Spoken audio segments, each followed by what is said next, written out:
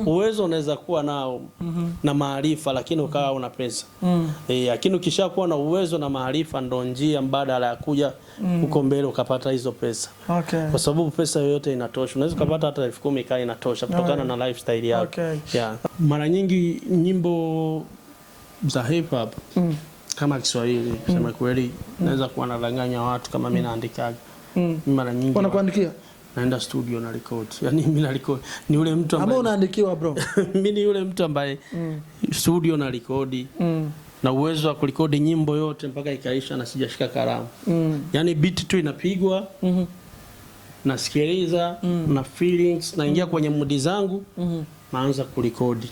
Naweza nikarekodi hata maneno 8 kwa sababu verse moja inachukua maneno 16. Kwa hiyo nikiingiza maneno 8 kwa pamoja na maana ni nusu verse. Inabidi uongezee. Naongeza mengine 8 verse inaisha.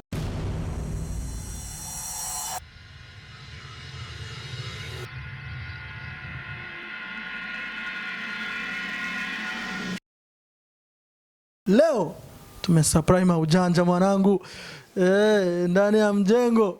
Sinajua sisi hatufanyagi show mbovu. Hii ni Empower TV Vivance Emery. Mimi nimevaa mawani kama wewe. Mwanangu tunaacha na kutambulisha. Tunaacha na kuleta mjini. Hamna noma nipo. Ongea waambie warudi. Basi tuanze hivyo. Leo nimekuja kumtembelea Bizzo uwezo. Uwezo kwenye Bizzo na Bizzo kwenye uwezo. Kijana pambana.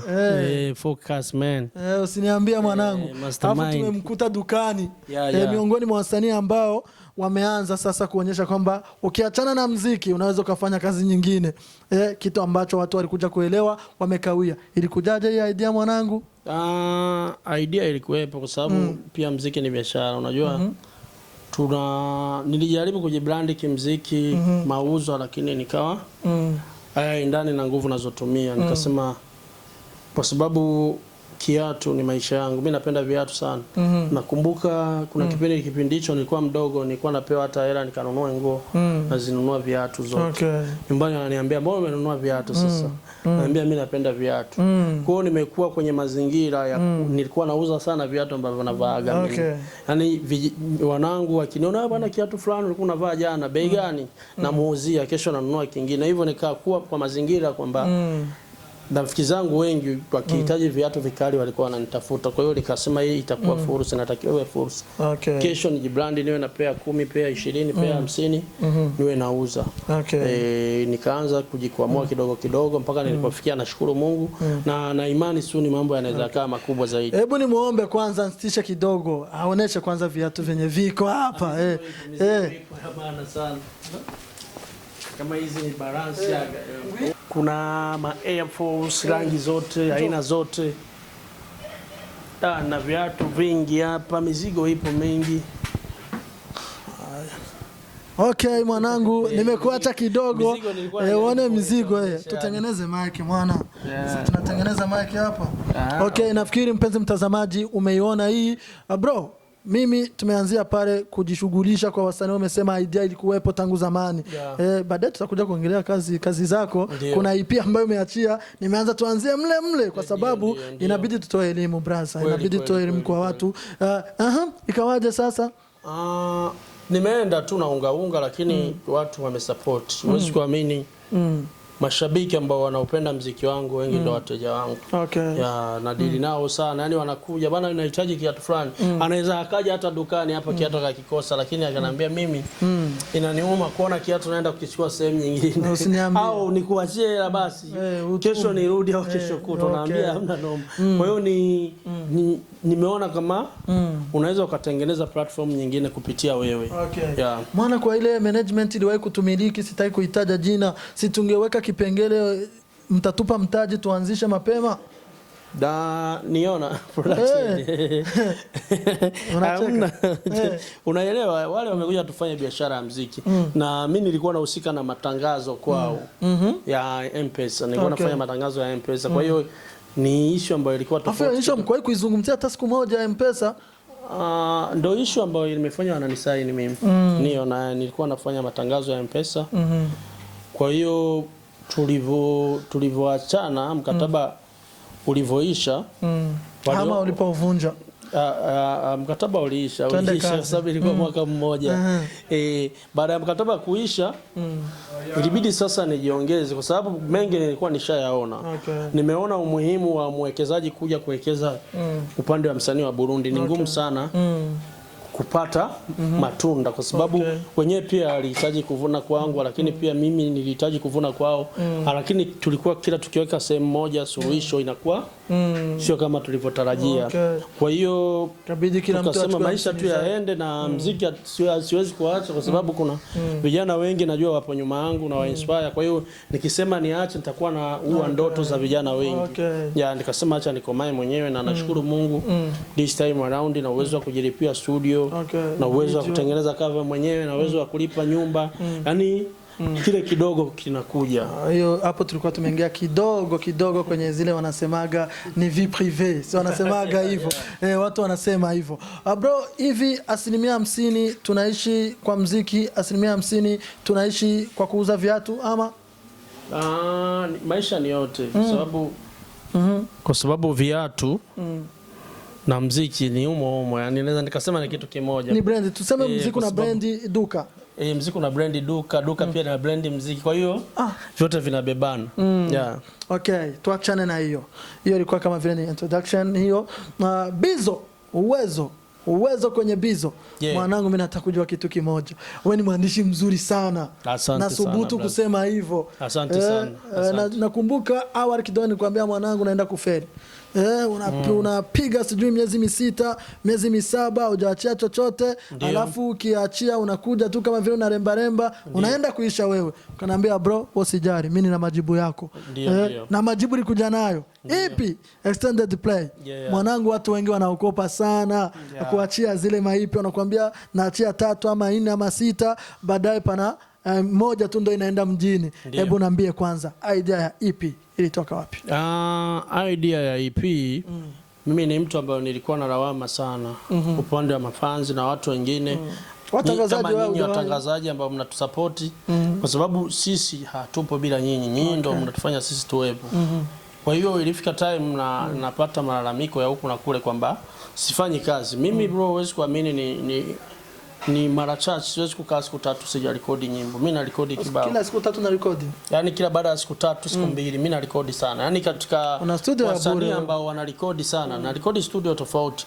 Lakini mimi nikipata chance tu naona leo usiku wa leo niko fresh na mara nyingi waga na lala studio. Kitu. Kwa hiyo nilikuwa na nyimbo kama 21 ambazo zipo store. Nikasema hizi nyimbo kutoa moja nitachelewa sana.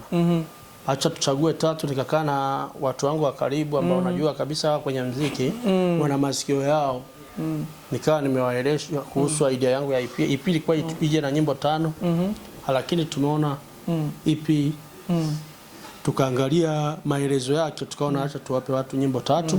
Na kwa upande wangu mimi nashukuru kwa sababu ni EP ambayo kidogo iko tofauti kisikiliza. Imepigwa old school, imepigwa new school, afu imepigwa afro benga fulani. Yaani ni nyimbo 3 ambazo zinaraza tofauti na nafasi zote. Tukasema acha tujaribu kuchanganya ladha kwa sababu kuna watu wanapenda hizi, watu wanapenda hizi, tujaribu tuone itakavyokuwa. Kuleta kitu tofauti. Ndio. Bro, tumefocus mle ndani. Ndio. Lakini kwa ile focus EP yenyewe inafahamika kama focus. Tumeenda kupari mle ndani, sijui mpaka buche. Ni mpaka buche kwa sababu shikirundi bana, buchikabuche. Ndio. Naenda kubadili title za watu jameni. Okay, gushikabuche. Kuna ile nyingine my party ya ulishirikiana. Ile nyingine ulishirikiana na Endo Mike mwanangu. Mimi nataka kujua ngoma 21. Alafu tunachagua 3. Ndio. Mzee, ilibidi tuumize kichwa sana, nipe hiyo. Kwa zile ngoma zote 21 kwa sababu na sio kwamba tumezitupa hizo zingine. Sijasema hivyo. Tumeangalia time kwa sababu unajua ukija kuangalia kwenye game yetu upande wa old school. Old school ni nyimbo ambazo kama zimepotea fulani. Tukasema hii focus. Anaweza kasikiliza mtu yoyote akiwa Mtanzania, akiwa Mkenya, akiwa Mrundi, akiwa Mkongo. Yaani kwa sababu hapa ndo tunajengwa na hao watu wa karibu. Tukasema hii ni nyimbo ambayo imepigwa kizamani kisasa ambayo kila mtu anaweza kusikiliza. Lakini tukaangalia kuna marapa ambao wana represent Africa. Kija kuzungumzia wakina Sarkodie, wakina Calligraph Jones. Tukasema tukasema tutengeneze, nakumbuka ile challenge yake. Yes bana. Nikasema kuna hizi tongue twist wanafanya kina Calligraph Jones. Kuna Warundi wengi hawajui kama hapa Burundi sisi tunaziweza. Ni wengi sana. Wanasikilizaga wale wanasema jamani hatari. Tukasema acha tuchanganye na raba ambayo itakuwa ni kubwa, inaweza kaenda ikafika hata Afrika ikafikia watu wengine. Lakini bado tujaishia hapa kwenye kuchana. Tuna uwezo pia kuandika nyimbo za kuimba. Tukasema tujaribu kumix ladha, tunaimba fulani, tunachana ili watu waone kwamba sekta zote kidogo tunajitahidi.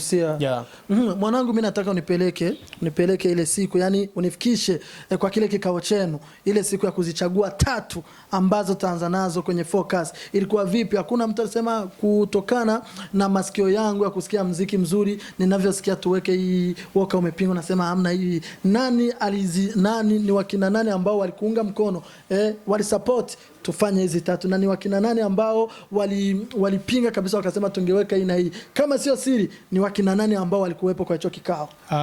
Kuwataja nitakuwa nakosea, lakini mimi na watu na waheshimu.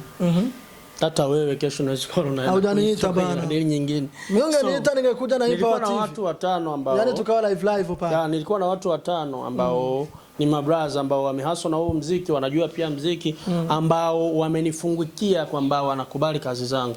Na baada ya kuwasikiliza kazi, kusema kweli ubishi ulikuwa ni mwingi. Mimi huwezi kuamini kwenye hizo nyimbo hakuna hata moja ambao nilikuwa nafikiria. Chaguo lako lilikuwa ni lipi? Kuna nyimbo zingine ambazo nilikuwa nimeziweka mbele. Kama ipi? Lakini kuna nyimbo inaitwa Tarumbeta. Kuna nyimbo ambazo nilikuwa nimeziweka mbele, lakini ikafika time wakanambia wewe hii mizigo hautakiwi sasa usikie. Wewe unabidi ukae nje. Sisi tutakuita kwa sababu watu wanachagua, sisi ni wengi kuliko wewe mmoja. Sisi tupo 5, wewe ni mmoja. Kwa hiyo sisi kitu ambacho tutashindana, 3 watabalance, 2 wa balance. Kwa hiyo tutaona kabisa hapa kuna ambao wameshinda. Ikifika time wakaniita, washaelewana nyimbo. Lakini pia nikaeleweshwa kwa sababu bro, mziki huwezi kufanya mwenyewe. Mziki unafanya kwa ajili watu wasikilize. Nikaeleweshwa kwa nini nyimbo zimenani hizo. Nikasema fresh. Acha tuwape watu kwa sababu zote tumetumia energy ili ziwe. Kwa hiyo ni jambo pia na kuendelea kushukuru timu yangu ambayo ipo unique, watu hawaijui.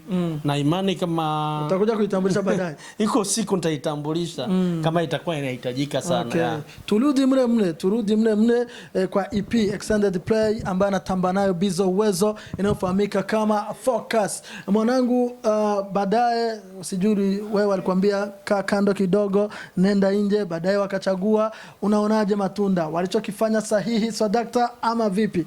Matunda ni makubwa. Matunda ni makubwa. Unajua kuna watu balance zao za muziki waga wanaziangalilia YouTube. Nao watu ndo wanaweza nikasema wanarudisha nyuma muziki. Kwa sababu ukubwa msanii sio YouTube. YouTube mimi naweza nikaboost mzee. Naweza nikaboost nikana viewers wengi kwa masaa fulani, lakini kama nikiwa na watu 20 YouTube ambao ni wa ukweli, watu 100 wa ukweli, watu 200 ni vizuri. Na tumeangalia ukiangalia nyimbo zangu zina muda zina viewers wachache, lakini watch time imekuwa ni kubwa. Yani watch time tuna muda mwingi ambazo inaonekana watu wanazisikiliza sana wale hata kama ikiwezekana ni wale lakini watch time kawaida ndo inamata. Na hicho ndo kitu ambacho hakiko official kiangalia YouTube pale hawakionyesha, lakini nashukuru Mungu kwa sababu ni kitu kikubwa kwangu. Mimi nakuwa proud na naongeza nguvu kabisa nikiona watu wana support, lakini pia media zimesupport sana. Na najivunia kabisa upande wa media. Nakumbuka uliponitumia cover ya ile EP nilikwambia mwanangu, vipi unaenda kuacha EP kweli? Unaonaje? Ukaniambia mimi humo. Hebu niambia, unajua sisi tuna tabia, watu wana tabia sijui unaacha EP yako ngoma 3 ama 6 ama ngapi, alafu mtu anachukua ngoma moja ndo anaipeleka mjini, anawaambia watu bana hii kali nini na nini, zile zingine zote zinasaulika. Hebu hii pia Focus ya kukutana na kitu kama hicho? Imekutana navyo sana. Mimi nishapata simu za mtu ananiambia sasa tupushi nyimbo gani? Chagua moja katika hizi. Kamwambia mzee, sasa mimi mwenyewe nimeshindwa hata kuchagua hapa. Mtangazaji huyo ama vipi? Mimi mwenyewe nina ya kwangu hapa nimechagua. Sasa wewe kama kuna ya kwako na wewe pia pita nayo na mwingine apite na ya kwake. Nyimbo ziende mjini. Yaani ndio kitu. Mtangazaji ndio alikudungia sema na kuambia nicheze ipi? Nipige ngoma ipi? Haijakaa sawa hiyo na akaniambia tena baadaye bana, mimi nimechagua hii, naona ndo kali, nimechagua focus ndo kali. Nikamwambia poa. Nyuma akani hapana bwana, focus nimechagua hii kushikavuche bana, imeniingia sana. Yani hizo zote sasa. Okay bro, nataka uniambie ulifanya na Endomike mshirikiana kwenye ile kwa sababu gani ulifanya naye ile ngoma wakati wewe una washikaji wengi? Mimi nilitarajia kumuona kingorongoro mle ndani. Kwa sababu kwa muda huyu wewe mimi nazungumza mbele ya kamera, ni miongoni mwa vijana ambao ana mawasiliano mazuri sana, ana ukaribu sana na Big Fizzo. Nitegemea kumuona mle ndani. Uliomba Fizzo ukapewa Endomike ama vipi? Kazi zipo. Tunazungumzia focus. Kazi nishafanya na mgani zipo. Afu sio moja, nyingi. Ni zaidi ya 2.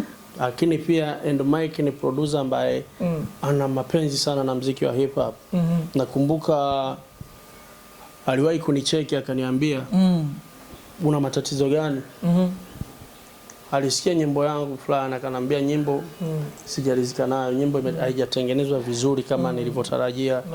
Mimi nahitaji kutengenezea nyimbo hata 2 kama ndugu yako. Nikasema nashukuru sana producer.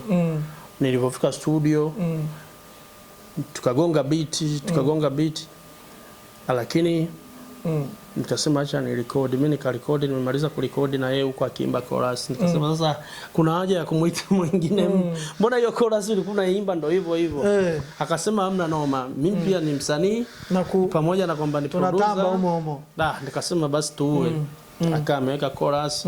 Kwa ni mtu ambaye yani amenipa nguvu kwa sababu yeye ndo mtu unajua ni ngumu star producer kama Endomike anakuambia mimi ni mshabiki wako na nahitaji kukufanyia nyimbo kivyovyote vile.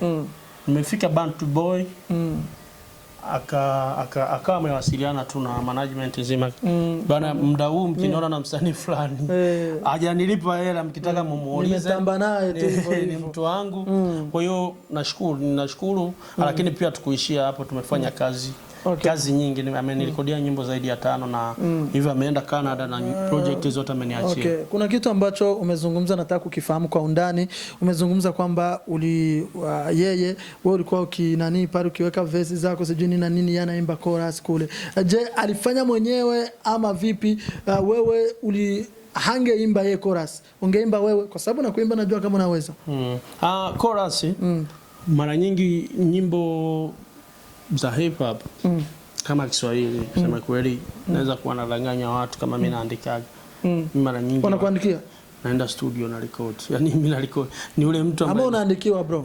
Mimi ni yule mtu ambaye studio na record na uwezo wa kurecord nyimbo yote mpaka ikaisha na sijashika kalamu. Yani beat tu inapigwa nasikiliza na feelings naingia kwenye mood zangu naanza kurekodi. Naweza nikarekodi hata maneno 8 kwa sababu verse moja nachukua maneno 16. Kwa hiyo nikiingiza maneno 8 kwa pamoja na maana ni nusu verse. Inabidi uongezee. Naongeza mengine 8 verse inaisha. Na ama nafikiria verse ya pili nasikiliza nyimbo tena. Hujanijibu swali langu lakini. Kwa hiyo Endomike ameweka melodies. Aliimba melodies. Unajua kuna venye mnaweza kuwa mnarekodi nyimbo baada mnasikiliza mavesi lakini yeye anapita na unakuta kuna mtu pale studio anaweza kaa mtu au producer unakuta amefeel ulivyochana anakuwa anapita na melodies zake fulani. Kwa hiyo alivyokuwa anapita na melodies zake nikasikia hii melody ni kali, acha tuiwekee tu maneno mazuri. Kwa hiyo tukarekebisha ukisikia mle ndani anasema wengi tuna uwezo ila chapa ndo tatizo. Kitu ambacho pia nahitaji kufafanulia watu ni upande wa wengi tuna uwezo kwa sababu wengi walivyosikia mimi naitwa Uwezo, mara nyingi walikuwa wanajua mimi nina hela sana. Si ndo nakuulizana kila siku Uwezo, lakini chapa ndo tatizo. Uwezo unaweza kuwa nao na maarifa, lakini ukawa una pesa. Lakini ukishakuwa na uwezo na maarifa, ndo njia mbadala ya kuja huko mbele ukapata hizo pesa. Kwa sababu pesa yoyote inatosha. Unaweza kupata hata 10,000 kai inatosha kutokana na lifestyle yako. Tuko pamoja na Bizzo Uwezo. Leo tumeamua kutimba kwenye duka lake bana. Hivi naona ameongeza nguo, kuna ngeli cha pili cha nguo pia. Inabidi leo tuondoka tena 3 lakini tunanunua. Asante kwa support. EP yako unaionaje? Imeleta matunda ama vipi? Ulivyotegemea, ulivyotarajia? Matunda muda bado ni mchache. Lakini matunda nina imani. Waswahili wanasema nyota njema huonekana asubuhi. Muda bado ni mchache. Unajua nyimbo zinavyotoka. Kama sasa hivi tumejaribu kuuza pia kwenye platform digital ambazo zinauza muziki, Boom Praise ipo. Na sehemu zingine hapana, Spotify sijaweka. Hapana, nimeweka Boom Praise. Unajua kuna process. Nyimbo huwezi kuipeleka tu eti niweke tu Spotify sasa hivi tu, kuna process. Kwa hiyo kuna mitandao ambayo inalipa pia kuliko hizo ambazo zina promotion. Kuna mitandao hata haijulikani, unaweza kukuta mtu anaishi zake Marekani vijijini, ana kimtandao chake fulani anakuambia leta nyimbo tuweke huko. Kesho kuta anakuambia bana nyimbo imelipa hivi na lipa hivi. Umeshawahi kuzila hizo? Nyimbo yangu moja ya kwanza ambayo inaitwa Uwezo ndo huaga inanipa hela kila baada ya miezi 3. Yaani nyimbo ina miaka 12 mpaka muda huu. Twende kazi. Lakini inanipaga kidogo. Kule tayari zimeshaanza kuonesha ishara ya yani tunasubiri kwa sababu kipimo nimeambiwa ni mwezi na nusu ndo wanaweza wakaniambia bana nyimbo zinaenda hivi. Lakini pia sijawapa watu link ili waende kule, sijaposti kwa sababu nilikuwa nimepanga. Mvivu? Sio mvivu, nilikuwa nimepanga kwanza media tour wiki hii. Na leo rasmi ndo nimeanza media tour, kwa hiyo ndio maana umeona nyimbo zimetoka afu kama hatupo. Kwa sababu tulikuwa tunasubiria watu. Ama unatuchora. Watu wazisikilize kwanza. Ama unatuchora kwanza, naona mimi naacha naweka mtaani afu nione wanafanya nini, wanafanyaje sasa. Tunajaribu kuzipush mtaani tu kiaina ili ikishakaa wiki kuna wengine hawajapata nafasi, kuna maswali ya kutuuliza. Unajua watangazaji si wenyewe tunawachanganya. Unampa nyimbo mtu hajaisikiliza hata mara nyingi, kesho anakuuliza maswali kuhusu hiyo nyimbo. Unakuta anakuuliza tofauti na wewe ulichokitegemea. Kwa hiyo tumewapa kwanza watu 1 week wasikilize. Muziki umeanza kubadilika sasa hapa nyumbani. Kifupi muziki wa hapa sio kwamba hauendi. Muziki wa hapa ni mkubwa sana. Sema una matatizo tu madogo. Kama yapi? Muziki wa hip hop kwa kwetu ni mkubwa sana. Kwa sababu naweza nikakupa mfano. Kama unaonaga show zote kubwa za Burundi, hata wasanii ambao wanaimba R&B mara nyingi waga wanaingia wanachana. Sijui hicho kitu kama umeshakifikia. Unaona kina double, kina nani. Hapo ndo utajua sasa ukubwa wa hip hop. Lakini wao si miongoni mwa wale watu wanadai kwamba sijui support makampuni na vitu vingine. Makampuni nini, alafu hata kwenye show ni sura ni, yani tunaona ni wale. Na hizo tumeongea sana na ukija kufuatilia ni kweli. Lakini mwisho wa siku maneno mengi hayajengi bila msingi wa mawazo. Inabidi tufanye sana. Tujaje kulalamika lakini tumefanya. Kwa sababu kuna time ilifika unalalamika ila wakiwaambia haya kazi ziko wapi, unaonekana kumbe na wewe umeongea sana, kazi hamna. Kwa hiyo kinachohitajika ni juhudi na kazi nyingi. Malalamiko baadaye baada ya hizo ya kuonesha kazi nyingi. Na tuna imani hivi amikali musician inaenda kuwa na watu viongozi wapya. Tuna imani hata muziki wetu unaweza kubadilika, tukanufaika kupitia muziki, lakini pia nyinyi watangazaji mkabadilisha maisha yenu. Sisi tushabadilisha tayari. Ni vizuri. Unasema maisha maisha bado tuko pale. Lakini tunamshukuru Mungu. Mungu ndio mweza yote. Mimi nakuaga na kuamini kwa sababu wewe sio miongoni mwa wale watu ambao lawama zote wanazivika watangazaji. Hamna. Watangazaji wetu sisi wa Burundi na wasanii. Sisi maisha yetu ni yale yale. Yaani ukimlaumu mwenzako unakuwa haujui cha kufanya kwa sababu ukija kuangalia mnajitahidi kutupromote. Ni ile watu kutupokea na sisi kuweka juhudi yani ni vitu vidogo ambavyo ni vya kukosoa na kesho inawezekana tukawa wakubwa kwa sababu msanii akiwa mkubwa mapromoter ambao wanampromote nao wanakuwa wakubwa. Turudi mle kwa IP. Hatuondoki. Tunaweza tukaweka swali lakini tunabaki mle IP ya Bizzo Uwezo Focus. Bro, niambie ama waambie wenzako mbinu ambazo msanii hususan wana hip hop wale ambao wanatumia mitindo ya kufoka ambao wanaweza kutumia ili waeleweke zaidi, kwa sababu kisikiliza vizuri ya IP yako kila mtu anajisikia mle ndani. Kama unataka kupari unapari, kama unataka yale mashairi magumu ambayo utaelewa baadaye unapata umo. Niambie kikubwa wasanii wa hip hop hawafanye research, ndio maana unaona bado ni wasanii wengi ni wa kawaida. Yani mziki wa hip hop una research lakini pia kuna vigezo ambavyo msanii unatakiwa uwe navyo. Msanii haujui maana ya punchline. Msanii haujui maana ya double vina. Msanii haujui kuwaze. Msanii hauna content. Hivyo vitu vinne hauna. Mziki wako hata ukiimba haja, hata ukiwa una uwezo wa kurap kama Tupac, hivyo vitu hauna. Bado utakuwa upo kawaida kwa sababu mziki wa hip hop ni mziki ambao unaishi. Lakini pia mziki wa hip hop ni mziki ambao wanapenda wasomi, watu ambao wamesoma sana. Kwa hiyo watu ambao hebu imagine unaandika nyimbo kwamba hii nyimbo naipelekea wasomi. Kwa hiyo unatakiwa na wewe humo ndani uweke darasa, yani uweke kitu ambacho kila mtu akisikia hata wewe msomi akisikia atasema kweli huyu jamaa anajitahidi. Kwa sababu hapo utasikia msanii ngo mimi naimba punchline, ukimuuliza punchline ni nini haijui. Mimi naimba double vina, ukimuuliza double vina ni nini haijui.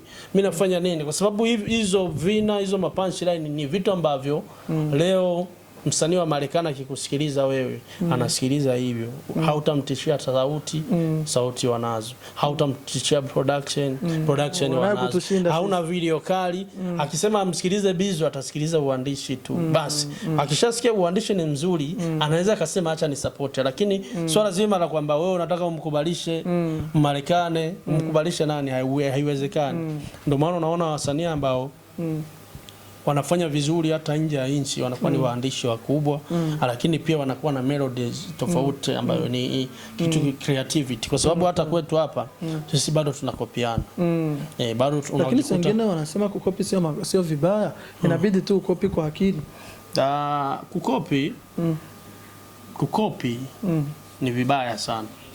Copy and paste ni mbaya sana kwa sababu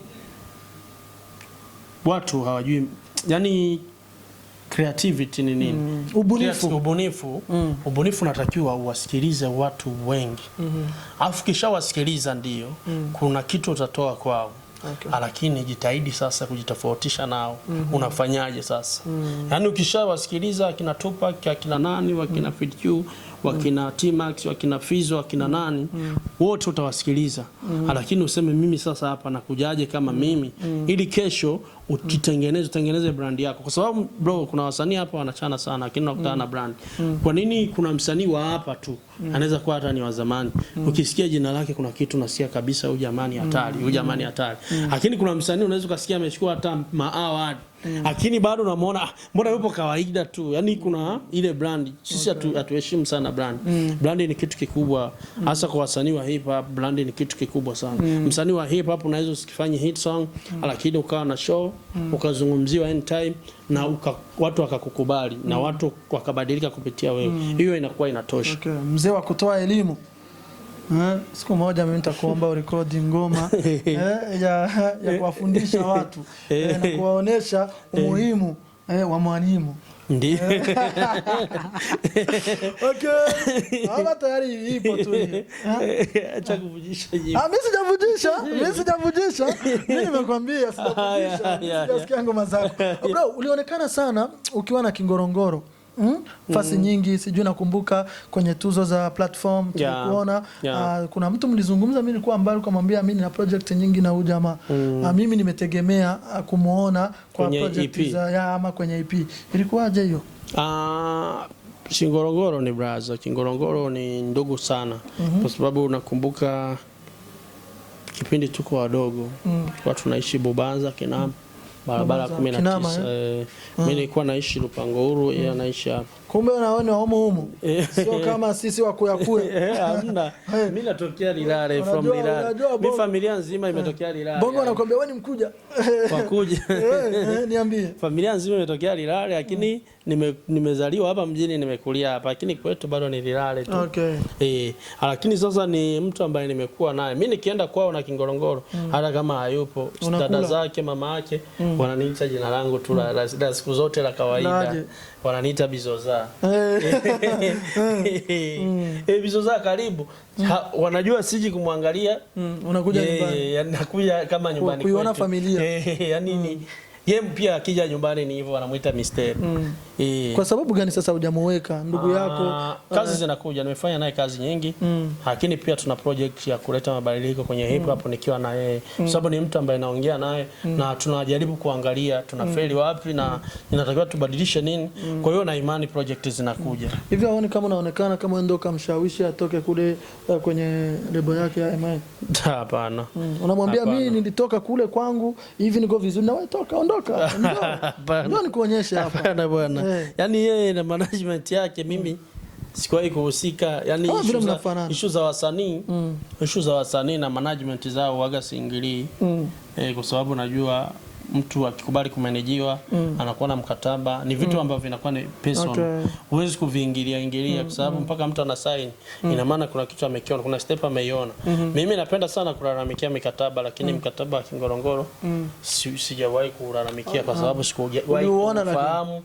Sema upande wangu tu nilikuwa proud na yeye kuwa yuko MA, kwa sababu ukirudi nyuma kihistory, MA Production ni mmoja katika lebo ambayo imewatengeneza wasanii wengi. Kwa hiyo nilikuwa naona makubwa kupitia yeye. Wakina Yoya, wakina Melisan, wasanii kibao tu wamepita pale. Kwa hiyo nilikuwa naona kwamba ndugu yangu anaenda kupata vitu vikubwa. Sasa wewe kwa muda huyu, wewe si uko kivyako na yeye si kivyake, yani hamko under label yoyote. Si mfanye crew. Sio lazima crew. Idea tunaweza tukafanya crew, lakini sio kama zile za zamani. Zamani unajua hivi mnaweza mkafanya mkaungana tu makorabo na nini mkatoboa. Pia kufuatilia sehemu nyingi ambao marapa wanafanya vizuri wanakuwa wawili watatu siku hizi. Nchi nyingi. Hata wakina calligraphy wanakuwa na academy, wanakuwa na watu ambao wako nao muda wote. Unakuta tu timu ndio imeamua bana huyo acha aende mwenyewe, wengine watafuata. Acha paswe njia, lakini kikubwa ni kwamba yule mimi namuelewa na yeye ananielewa. Kwa hiyo mimi ni shabiki wake na yeye ni shabiki wangu. Kwa hiyo wote tunashabikiana. Mimi nikifanya kitu anafili na mimi na yeye akifanya kitu nafili. Nakumbuka kuna kipindi hata waliwahi kutushindanisha sana kwa sababu yeye alikuwa ni rapper anafanya vizuri Kinama na mimi nilikuwa ni rapper nafanya vizuri Kamenge. Afu namsikia jina Magic Soja, yeye anasikia Bizzo Uwezo, sasa huyu blaza, na tukikutana tunaitana majina yetu ya kawaida. Hatujuani kama ni sisi, kipindi hicho hatuna video. Sasa tuliwaje kukutana show moja jamaa. Sasa wewe ndo Bizzo, sasa wewe ndo Magic Soja. Vipi? Ukazingwara pa. Watu wanatushindanisha, kumbe ni mimi na wewe. Tukashangaa. Washikaji. Noma sana. Bro, mimi kuna vitu ambavyo huwa nataka kuvijua. Wapenzi watazamaji wa Empower TV, tumeanzia mbali, tumeanza EP, tumezungumzia vya kutosha. Hivi sasa tunazungumzia uwezekano wa kutengeneza crew Bizzo na Kingorongoro, kwa sababu si wana urafiki tangu utotoni bana. Yeye ameshatoa majibu yake. Mimi nataka kujua kitu kimoja, nataka kufahamu kitu kimoja. Unajua kwa hiyo mziki watu wanapaswa kuwa na mbinu. Unasikia jamaa yako rafiki yako ameachia ngoma moja inayofahamika kama Njenje, akawa ameambia watu wote ambao wana uwezo wa kujibu chochote, kwa sababu ni kama vile challenge, wafanye chochote, waingie studio wa rekodi. Hadi leo tunavyoongea, hadi dakika hii, sijui kama ni mimi sijacheki, lakini mimi ni mfuatiliaji mzuri sana wa muziki, sijasikia popote. Wewe hujajibu, umezarau ama vipi? Ukisikiliza njenje kwa upande wangu haihitaji majibu. Sasa yeye kaomba. Unajua mziki wa hip hop una upana mnene sana. Nyimbo ya challenge, ukifanyia nyimbo challenge ni vizuri sana, lakini inategemea muda ambao upo. Bro, mwaka unaisha, mtu anakuwa anajijenga upya tena arudi. Sasa ukiangalia watu store ambazo wako nazo, ukija kuchanganya na challenge, unaweza kujikuta unaharibu mipango mingine. Mimi nimetoa EP, mimi nakimbia na mavideo, mimi nafanya nini, mimi na mambo mengi. Kusema kweli EP nimekosa nafasi ya ya kusema umeshawahi kumwambia kitu kama hicho kama ndugu bana? Anajua sana. Unamwambia bana hapa umeronge hapa hii. Anajua sana, anajua. Umshauri? Mimi wakati ambao Kingorongoro anatoa challenge, anataka atoe challenge ya njenje, nilimkatalia. Umkatalia? Yani mimi ni msanii ambaye nimemwambia bro wazi bro, hapana. Achana nayo. Usitoe challenge ya hii nyimbo, fanya video ya hii nyimbo. Usifanye challenge. Lakini nyuma inawezekana yeye na watu wake, timu yake niliona imekuja, lakini nikasema fresh, acha tuisupport itakavyokuwa fresh. Yani straight moja kwa moja Bizzo hajibu. Yani hii hakuna swali kwenye nyimbo yake. Alafu Bizzo akolenga. Nangu unajua yule ndugu yako unasema nyimbo yake haijakaa sawa, hamna swali mle ndani. Hamna swali la kuniuliza mimi, amewaambia wasanii wengine. Yani ile ni kama diss track. Ile sio challenge. Yani ni diss track. Amewadisi watu. Kwa hiyo ukisema tufanye challenge ya njenje, sisi tutamdisi yeye, sisi wote. Sasa sisi wote tumdisi. Itakuwa ni ngumu. Ama ni promotion kimya anajitafutia. Wasanii wana plani zao. Lakini kama mfano angeimba ikirato chanje, kwa mfano tu ikirato chanje. Kiatu chanje yeye anakiimba kwamba yeye kiatu chake ni kikali, kinafanya aje. Mimi ningeimba kiatu chanje kina challenge kwenye challenge. Sasa kiatu chake na yeye naimba cha kwangu kina siri nyingi, nishawahi kufanya zina nimekivaa, hichi kinaweza kinanichonganisha hata na mke wangu. Yani najaribu kuongelea kiatu. Hiyo ndio challenge. Mfano kama ni subject ya kitu ambacho kinajenga. Yes bana tulifanya. Yani inakuwa ni nyimbo fulani ambayo tuachane kidogo na Kingorongoro. Amezungumza mimi ndugu yangu, alipoacha ile ngoma nilimwambia nyimbo ni kali sana. Lakini nilimshauri. Unamwambia challenge asifanye. Asifanye. Lakini yeye mle ndani. Ni malengo pia kwa sababu sijui plani zake ziko vipi. Wasanii wote kwa ujumla hapa nyumbani kuna msemo ambao hatupendani na tufanye nini. Lakini kifikia kwa wana hip hop, kwa sababu majina yanafahamika siwezi kuyataja kwa sababu leo nina Bizzo uwezo, wanasema kule sasa kule mtaani bwenzi tunasema kukafirisha. Ndio wamekafirisha wana hip hop hawapendani. Na sisi ndio tunapendana. Kivipi? Marapa wote ambao unawaona hapa wanafanya vizuri. Tuna communicate. Sasa sisi mnatutengenezea picha huko nje kama nyinyi hamuongei kabisa, lakini inbox mnaongea. Kwa sababu gani mnatufanyia hivyo bro? Sio sisi. Hiyo ni dhana. Hiyo wewe unafikiria tu, lakini sisi hatujawahi kutengeneza picha. Kwa sababu mimi sijawahi kuambia kama namchukia rapper yoyote. Sitaji majina ya watu ningewataja. Bro, lakini ushawahi kusikia nimemdisi rap. Inawezekana huyo mstari ambao nimemdisi kwenye nyimbo yeye ndio kauandika kanipa na mimi ni disi. Unajuaje?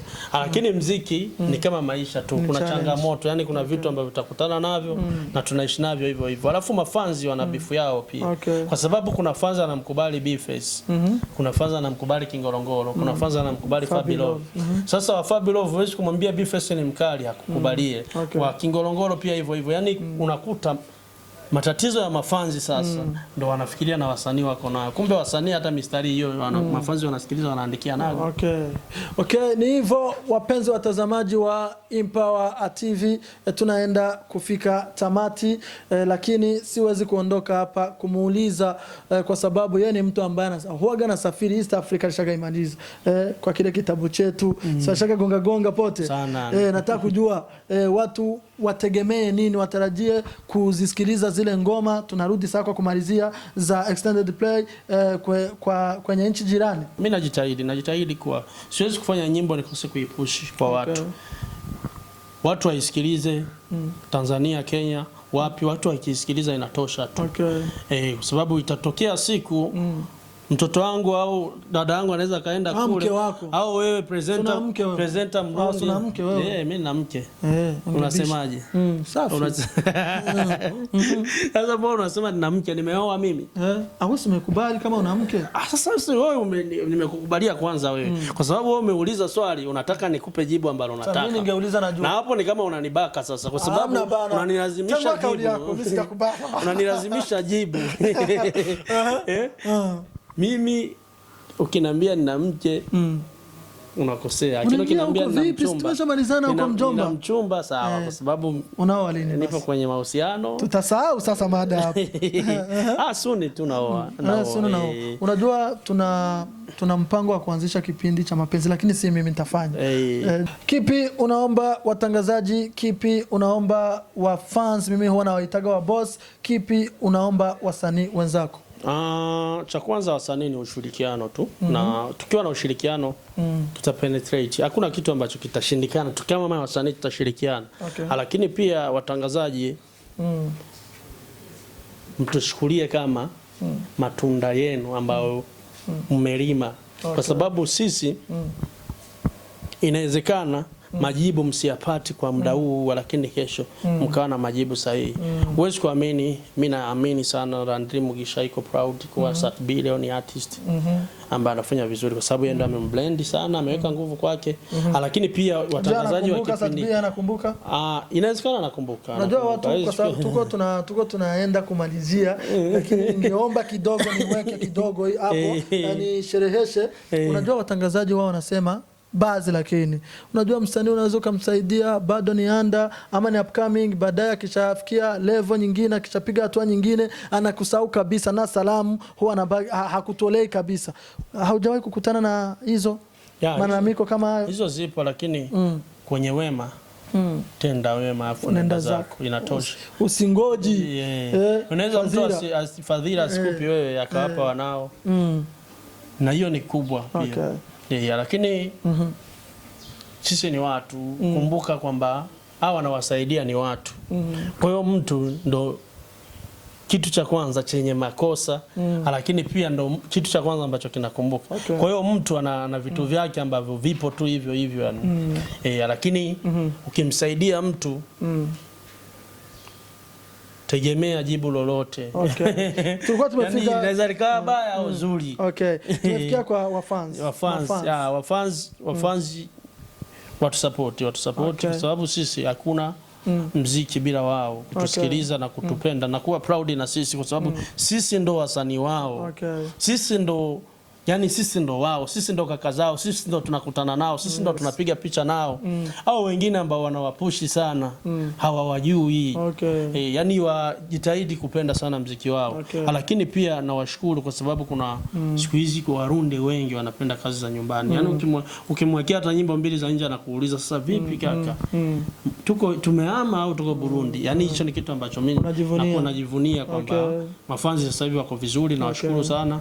Lakini pia upande wa watangazaji nyinyi kusema kweli nawashukuru. Sina cha kuwalipa. Endapo ningekuepo na cha kuwalipa ningefanya hata shirika la watangazaji. Naleta hata mtu hapa mikopo. Hapana.